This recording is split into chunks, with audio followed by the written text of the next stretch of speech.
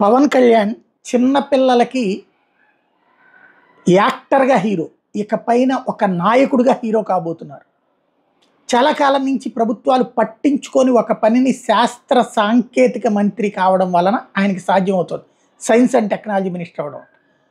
మనకు మామూలుగా ఏ లయన్స్ క్లబ్లో, రోటరీ క్లబ్లో ఇట్లాంటి స్వచ్ఛంద సంస్థలు లేదంటే కనుక బడా విద్యా సంస్థలు ఇవి పెడుతుంటారు. దాన్ని ఏమంటారంటే మన సైన్స్ ఎగ్జిబిషన్స్. ఇక పైన ప్రభుత్వం తరపున ప్రోత్సహించడానికి సిద్ధపడుతున్నారు.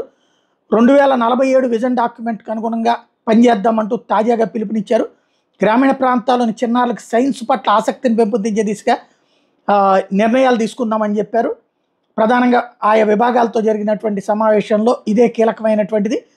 టెక్నాలజీ అంశాల్లో చాలా ప్రతిభ ఉంటుంది పిల్లలకి, దాన్ని వెలికి తీసేలా భారీ వైజ్ఞానిక ప్రదర్శన నిర్వహించడానికి సిద్ధం చేయమని చెప్పారు. అంటే సైన్స్ ఎగ్జిబిషన్స్ పెడదామని చెప్పేసి గ్రామీణ స్థాయి నుంచి జాతీయ స్థాయి వరకు వైజ్ఞానిక ప్రదర్శన పూర్తి స్థాయిలో జరగాలని, దీనివల్ల రాబోయే తరాల్లో సైన్స్ పట్ల మక్కువ పెరుగుతుందని చెప్పారు.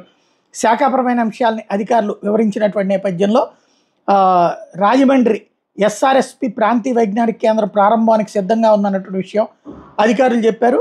కేంద్రాన్ని త్వరలో ప్రారంభిద్దామని కూడా, అది జగన్ ప్రభుత్వ హయాంలో చేశారు కదా అని వదిలేయకుండా త్వరగా ప్రారంభిద్దామని చెప్పారు.